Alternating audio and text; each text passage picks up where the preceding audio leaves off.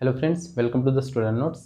GIGW के आज के वीडियो में हम पढ़ेंगे policy templates for STQC certification.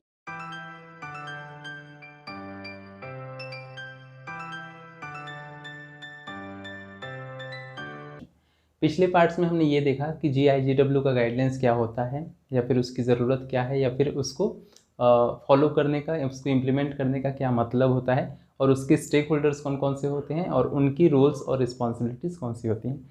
आज हम ये देखेंगे कि अब क्योंकि वेबसाइट को हमें GIGW के गाइडलाइंस के अकॉर्डिंग चलाना है, तो उनको फॉलो करने के लिए कौन कौन सी पॉलिसीज़ होनी चाहिए। So basically there are total 11 policies जिनका हम पॉलिसी स्टेटमेंट्स पढ़ेंगे कि पॉलिसीज़ के अंदर क्या क्या लिखा होगा। उसके अलावा जो 11 पॉलिसीज़ हम पढ़ेंगे उनको ब्रॉडली 3 कैटेगरीज में डिवाइड किया गया है। फर्स्ट वन इज़ लीगल, दूसरा है quality and third one is strategy and operations. Legal का मतलब कि जो लीगल ऑब्लिगेशंस हैं, ठीक है, जो लॉ के अकॉर्डिंग जो ऑब्लिगेशंस हैं किसी भी डिपार्टमेंट की या गवर्नमेंट की, उनको फुलफिल करने के लिए कौन सी पॉलिसीज़ होनी चाहिए, वो पहली कैटेगरी में आएंगी। क्वालिटी मेंटेन करने के लिए मतलब जो आउटपुट गवर्नमेंट देना चाहती है उस वेबसाइट के थ्रू, उसकी क्वालिटी मेंटेन करने के लिए जो चीज़ें होनी चाहिए उनके से रिलेटेड जो पॉलिसीज़ होंगी वो दूसरी कैटेगरी में आएंगी।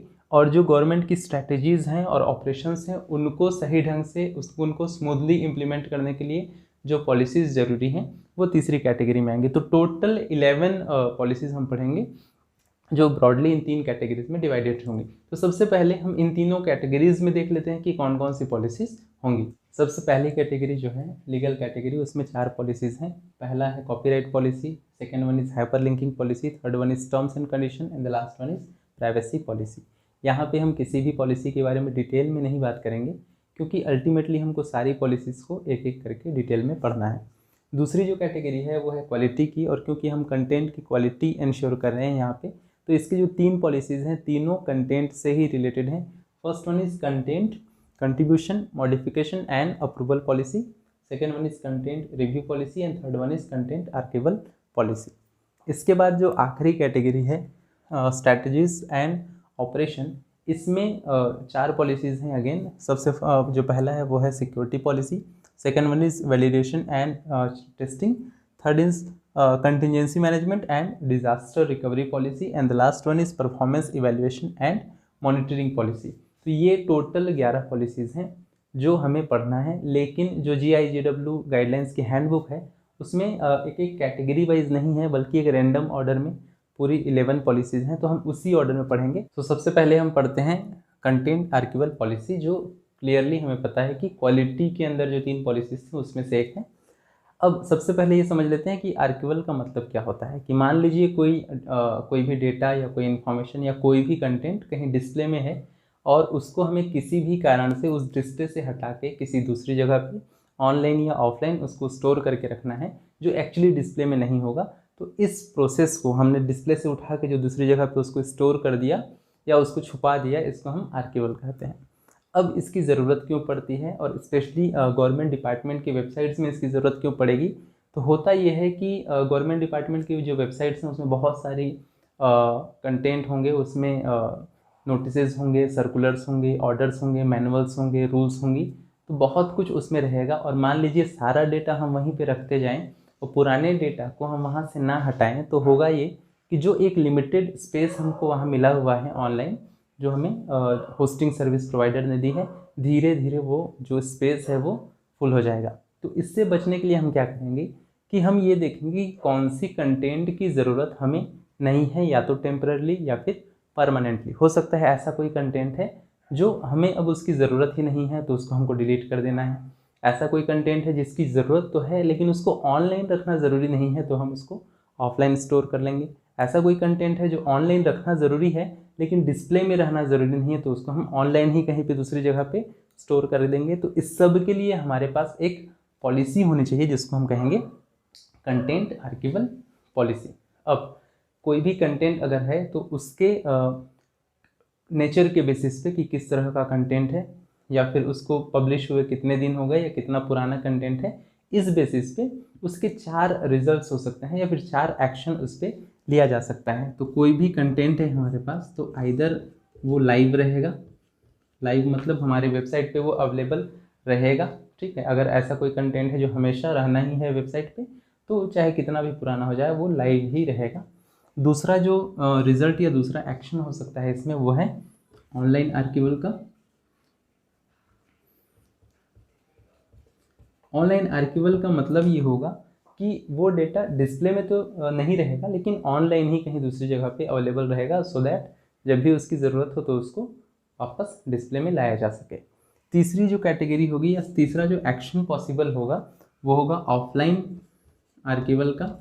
ऑफलाइन आर्काइवल का ये मतलब है कि अब वो ऑनलाइन अवेलेबल नहीं रहेगा, बल्कि उसको जो डिपार्टमेंट है वो ऑफलाइन कहीं पे स्टोर करके रखेगा, सो दैट जब भी उसकी ज़रूरत हो तो उसको फिर से ऑनलाइन लाके अवेलेबल किया जा सके। और आखिरी जो कैटेगरी होगी वो है उसको डिलीट करने का। ऐसा कोई डेटा है या इन्फॉर्मेशन है जो हमें पता है कि उसकी फ्यूचर में ना कभी कोई ज़रूरत पड़ने वाली है, ना कोई उसका रेफरेंस होगा, ठीक है। तो इस तरह का जो डेटा होगा जिसका कोई यूज़ नहीं है, उसको हम बिना मतलब का स्पेस वहाँ नहीं घेरने देंगे, उसको हम कम्प्लीटली डिलीट कर देंगे। तो ये 4 तरह के एक्शन पॉसिबल हैं। तो अब डिपार्टमेंट के पास एक पॉलिसी होनी चाहिए।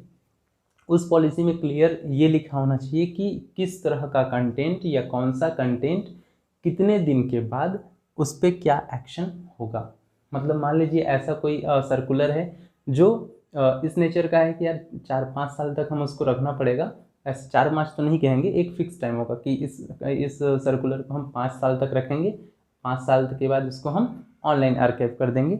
तो हमें ये क्लियरली एक पॉलिसी स्टेटमेंट लिखना होगा कि इस पर्टिकुलर सर्कुलर को हम 5 साल तक के बाद, इसके पब्लिकेशन के 5 साल के बाद इसको ऑनलाइन आर्काइव कर दिया जाएगा, या इस पर्टिकुलर कंटेंट को इसके पब्लिकेशन के 3 साल बाद ऑफलाइन आर्काइव कर दिया जाएगा, या इस पर्टिकुलर कंटेंट को इसके पब्लिकेशन के 2 साल बाद डिलीट कर दिया जाएगा। तो ये सारी चीज़ें हमारे पास अवेलेबल होनी चाहिए, जिसको हम कहते हैं कंटेंट आर्काइवल पॉलिसी।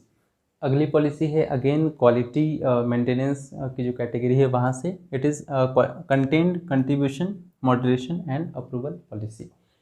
एक्चुअली है क्या कि जो भी गवर्नमेंट वेबसाइट्स हैं उसमें जो भी डेटा या जो भी कंटेंट आपको शो करना है, क्योंकि गवर्नमेंट वेबसाइट्स हैं तो बहुत ज़्यादा रिलायबिलिटी होनी चाहिए। जो भी डेटा आप वहाँ अपलोड कर रहे हैं उसकी एक रिलायबिलिटी होनी चाहिए, उसकी एक जेन्युइननेस होनी चाहिए, उसकी एक ऑथेंटिसिटी होनी चाहिए कि जो भी डेटा आपने अपलोड किया वो प्रॉपरली ऑथराइज्ड डेटा है। तो ये इंश्योर करने के लिए आपके पास एक प्रोसेस होना चाहिए, एक प्रॉपर ऑथराइजेशन टेक्निक होना चाहिए जहाँ से गुजर के वो डेटा पहुँचना चाहिए आपके वेबसाइट में। तो इसके लिए क्या है कि 3 चीज़ें हैं। पहला है कंट्रीब्यूशन, ठीक है, मतलब जो डेटा आप पहले कंट्रीब्यूट करेंगे, मतलब क्या डेटा उसमें जाएगा ये आप पहले क्रिएट करेंगे। दूसरी बात है उसमें मॉडरेशन, मतलब एक और लेवल होगा जो ये देखेगा कि जो कंट्रीब्यूशन जो डेटा या जो इन्फॉर्मेशन कंट्रीब्यूट किया जा रहा है, जो दिया जा रहा है कि भाई ये उस पर्टिकुलर वेबसाइट में जाएगा, उसमें मॉडरेशन होगा कि वो देखेंगे कि ये सही है या नहीं है। और उसके बाद एक फाइनल लेवल होगा अप्रूवल का, जहाँ पे अल्टीमेटली मॉडरेशन के बाद वो जो इन्फॉर्मेशन है वो फिर से फिल्टर होके पहुँचेगा और तीसरे लेवल में जाके उसको अप्रूवल होगा कि अब यहाँ फाइनल ये डेटा उस वेबसाइट में जाने के लिए रेडी है, और उसको अप्रूवल होने के बाद ही वो जो डेटा है वो उस वेबसाइट में, डिपार्टमेंट की वेबसाइट में जाना चाहिए। तो ये पूरा प्रोसेस का जो पर्पस है वो यही है कि अल्टीमेटली जो भी डेटा आपकी वेबसाइट में जा रहा है वो प्रॉपरली ऑथराइज्ड और जेन्युइन डेटा और इन्फॉर्मेशन हो। तो ये जो 3 प्रोसेस हैं कंट्रीब्यूशन, मॉडरेशन एंड अप्रूवल के, इसके लिए आपके पास अलग अलग डेलीगेट्स होने चाहिए, मतलब आपके पास ऑफिसर्स होने चाहिए जिनको ये रोल असाइंड होंगे। अब ये डिपार्टमेंट अपने डिपार्टमेंट के अंदर में वो ये देखेगा कि किस ऑफिसर को कौन सा या किस रैंक के ऑफिसर को कौन सा रोल या रिस्पॉन्सिबिलिटीज़ देनी है। सो डिपेंड करता है कि उनका वेबसाइट छोटा वेबसाइट है या फिर ज़्यादा बड़ा वेबसाइट है। अगर छोटा वेबसाइट है तो होता क्या है कि कंट्रीब्यूशन ये एक किसी ऑफिसर को दिया जाएगा जिसको हम कहते हैं कंट्रीब्यूटर, और मॉडरेशन और अप्रूवल इस दोनों को एक किसी ऑफिसर को दिया जाएगा जिसको हम कहते हैं मॉडरेटर या अप्रूविंग अथॉरिटी, ठीक है। तो ये 2 अलग अलग लेयर हो जाएंगे जिसको हम कहते हैं 2 टियर मैनेजमेंट। ये होगा छोटी वेबसाइट्स के लिए। अगर बड़ी वेबसाइट्स हैं तो क्लियरली हम तीनों को अलग अलग लोगों को या अलग अलग लेवल के ऑफिसर्स को ये रोल्स और रिस्पॉन्सिबिलिटीज़ देंगे। पहला कंट्रीब्यूशन के लिए एक अलग ऑफिसर होगा, मॉडरेटर कोई दूसरा ही ऑफिसर होगा, और अप्रूवल के लिए कोई तीसरी अथॉरिटी होगी जो इन दोनों से क्लियरली हायर अथॉरिटी होनी चाहिए। और in most of the cases ये होता है WIM जो हमने पहले पढ़ा था, वेब इंफॉर्मेशन मैनेजर। तो इन तीनों लेयर से पहुंच के आपके पास जो डेटा है वो इन तीनों लेयर से फिल्टर होने के बाद ही आपके वेबसाइट में पहुंचना चाहिए। तो अब जो डिपार्टमेंट है जिसका वेबसाइट है वो डिपार्टमेंट अब एक प्रॉपर उसके पास पॉलिसी होनी चाहिए कि भाई कौन से लेवल के ऑफिसर को वो कंट्रीब्यूटर बनाएगी, कौन से लेवल के ऑफिसर को वो मॉडरेटर बनाएगी। वो एक हायरार्की के अकॉर्डिंग करेंगे ये सब, ठीक है। और ultimately in most of the cases WIM जो है, क्योंकि उसकी रिस्पॉन्सिबिलिटी अल्टीमेटली कि कौन सा डेटा वेबसाइट में जाएगा, तो जो WIM है वेब इंफॉर्मेशन मैनेजर उस डिपार्टमेंट का, वो उसका अप्रूविंग अथॉरिटी होगा। तो ये प्रॉपर एक पॉलिसी होनी चाहिए डिपार्टमेंट की कि भाई इन तीनों से होके ही कोई भी इंफॉर्मेशन आपके वेबसाइट में जाएगा। नेक्स्ट इज़ कॉपीराइट पॉलिसी, जो लीगल ऑब्लिगेशन से रिलेटेड पॉलिसीज़ थी उसमें से एक है। कॉपीराइट का मतलब आप सबको पता होगा कि कोई भी अथॉरिटी अगर अपना कोई कंटेंट पब्लिश करती है या अपना कोई कंटेंट क्रिएट करती है तो उस अथॉरिटी को ये अधिकार होता है ये डिसाइड करने का कि उसका जो कंटेंट है उसको कोई दूसरा कॉपी कर सकता है या नहीं कर सकता, और अगर कर सकता है तो किस कंडीशन में कर सकता है या किस रिस्ट्रिक्शन के साथ या फिर किस पर्टिकुलर पर्पस के लिए कर सकता है, ठीक है। और अगर नहीं कर सकता तो उसकी क्या कॉन्सिक्वेंसेज होंगी। ये सारी चीज़ें डिसाइड करने का अधिकार उसी अथॉरिटी की है जिसका वो कंटेंट है। तो क्योंकि अब हम किसी गवर्नमेंट डिपार्टमेंट की वेबसाइट्स की बात कर रहे हैं तो उसमें जो भी कंटेंट होगा, क्योंकि अब उस कंटेंट पे उस डिपार्टमेंट का हक है, तो अब वहाँ पे एक पर्टिकुलर कॉपीराइट पॉलिसी होनी चाहिए। अब ये जो पॉलिसी है वो 3 तरीके से हो सकती है। सबसे पहला है वो है लिबरल, कि आप ये कह दें कि हम हमारे वेबसाइट में जो भी डेटा है या जो भी इंफॉर्मेशन है वो उसमें कोई कॉपीराइट नहीं है, उसको आप यूज़ कर सकते हो, ठीक है। दूसरा ये है कंडीशन जो है मॉडरेट है, कि आप यूज़ कर सकते हो लेकिन उसके लिए आपको हमसे परमिशन लेना होगा। और तीसरा है कंजर्वेटिव, जो ये कहता है कि आप इस डेटा को या इस कंटेंट को बिल्कुल भी यूज़ नहीं कर सकते। ये 3 तरह की कॉपीराइट पॉलिसीज़ हो गई, लेकिन तीनों में एक चीज़ कॉमन रहेगा और वो ये कि जो भी डेटा हमारे पास है उसको अगर आपको यूज़ करना भी है तो आप उसी फॉर्म में यूज़ करेंगे जिस फॉर्म में हमारे पास वो अवेलेबल है। उस पर आप अपनी मर्ज़ी से कोई दूसरा तोड़ मरोड़ नहीं कर सकते। तो ये चीज़ आपको याद रखना होगा कि 3 सबसे पहले तो क्लासेस होंगी। एक लिबरल जो ये कहता है कि आप हमारी जो कंटेंट्स हैं उसको यूज़ कर सकते हैं लेकिन उसी फॉर्म में यूज़ करेंगे जिस फॉर्म में वो अवेलेबल है। आप उसमें कोई अपने हिसाब से कोई दूसरा उसमें इंटरप्रिटेशन ऐड करके उसको यूज़ नहीं कर सकते। दूसरा है मॉडरेट, जो कहता है कि आप यूज़ कर सकते हैं लेकिन उसके लिए आपको हमसे परमिशन लेना होगा, और उसके बाद भी ये है कि जिस फॉर्म में है उसी फॉर्म में आपको यूज़ करना है। अगेन उसमें आप अपने हिसाब से कोई दूसरा उसको तोड़ मरोड़ नहीं कर सकते। और तीसरी कैटेगरी तो स्ट्रिक्टली ये कहती है कि किसी भी सर्कमस्टांसेस में इसको आप यूज़ नहीं कर सकते। इसके बाद तीनों ही कंडीशन में एक और क्लॉज आखिर में जुड़ा होगा, क्योंकि ये लीगल ऑब्लिगेशन से रिलेटेड पॉलिसी है। तो इसमें एक चीज़ ये जुड़ा होगा कि जो भी कॉन्सिक्वेंसेज हैं वो इंडियन लॉ के अकॉर्डिंग गाइड होंगी, और इसके बाद अगर कोई भी केस अराइज होता है या कोई भी डिस्प्यूट अराइज होता है तो वो इंडिया के जुरिस्डिक्शन के अंडर किसी कोर्ट में उसको सुलझाया जाएगा। तो ये होता है आपकी copyright policy. Next is the 4th policy which is last for today's video, और ये है content review policy. Content review policy का ये मतलब है कि आपके वेबसाइट में जो भी कंटेंट है आपको एक पीरियड के बाद उसको रिव्यू करना पड़ेगा। ये देखना पड़ेगा कि वो कंटेंट करेंट है या नहीं, मतलब उसमें कोई चेंज करने की ज़रूरत है या उसको ऐसे ही रहने देना है। तो इसके लिए आपको उसको पीरियोडिकली रिव्यू करना पड़ेगा। और क्योंकि आपकी वेबसाइट में बहुत अलग अलग तरह के कंटेंट होंगे तो आप सबके लिए एक फिक्स्ड पीरियड नहीं रख सकते। मतलब कुछ उसमें कंटेंट ऐसे होंगे जिसको आपको डेली रिव्यू करना है, कुछ ऐसे कंटेंट है जिसको आपको 1 महीने में रिव्यू करना है, कुछ ऐसे कंटेंट है जिसको साल भर के बाद रिव्यू करना है, या कुछ ऐसे भी कंटेंट हो सकते हैं जिसको आपको कभी भी रिव्यू करने की ज़रूरत नहीं है। तो सबसे पहली बात इसमें ये देखते हैं कि अलग अलग जो सेक्शंस होंगे, जो बेसिकली कुछ कॉमन सेक्शंस होते हैं सारे वेबसाइट्स में, ठीक है। तो ये देखते हैं कि किस सेक्शन के लिए कितना रिव्यू पीरियड होगा।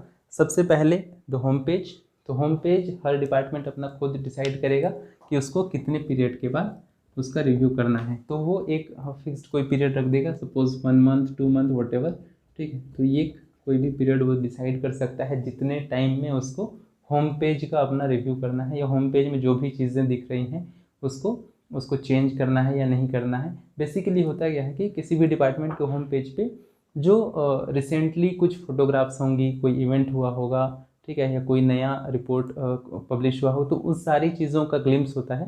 तो इन चीज़ों को वो पीरियोडिकली रिव्यू करके अपने हिसाब से कोई एक टाइम फिक्स करेंगे और उसके अकॉर्डिंग उसको रिव्यू करेंगे।